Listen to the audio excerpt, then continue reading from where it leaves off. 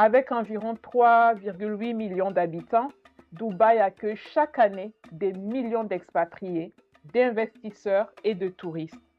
Son économie, autrefois dépendante du pétrole, s'est profondément transformée. Elle repose désormais sur le commerce, la logistique, l'immobilier, la finance, le numérique et un tourisme haut de gamme. Le port de Jebel Ali, le plus grand du Moyen-Orient, et l'aéroport international de Dubaï, premier mondial pour le trafic de passagers internationaux, avec près de 92,3 millions de voyageurs en 2024, symbolise tout simplement cette puissance logistique.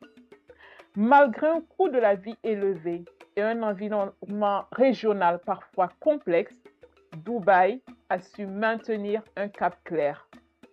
Faire de l'excellence un moteur de résilience et d'attractivité.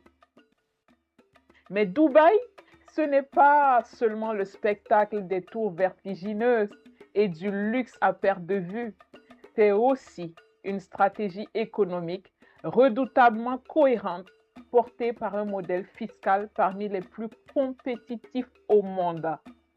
C'est aussi un membre actif du Conseil de coopération du Golfe, de l'Organisation mondiale du commerce et partie prenante de nombreux accords bilatéraux de libre-échange. Les Émirats arabes unis sont également membres du CIRDI depuis 1982 et de la MIGA, offrant ainsi des garanties solides aux investisseurs internationaux. La force de Dubaï, c'est la lisibilité de sa fiscalité. Pour les particuliers, le cadre est simple. Pas d'impôt sur le revenu, pas d'impôt sur les dividendes ni sur les plus-values et aucun droit de succession. Une TVA de 5% s'applique depuis 2018 avec un système moderne, digitalisé et transparent. Côté entreprise, depuis juin 2023, un impôt fédéral sur les sociétés de 9% est en vigueur pour les bénéfices supérieurs à 375 000 dirhams.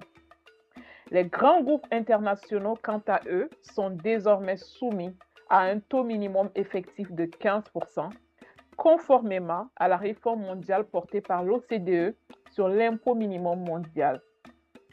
Les zones franches demeurent au cœur du modèle économique. Dubaï en compte plus d'une quarantaine, chacune dédiée à un secteur stratégique: finance, matières premières, médias, e-commerce, aviation, santé ou encore innovation technologique. Elles offrent des régimes fiscaux préférentiels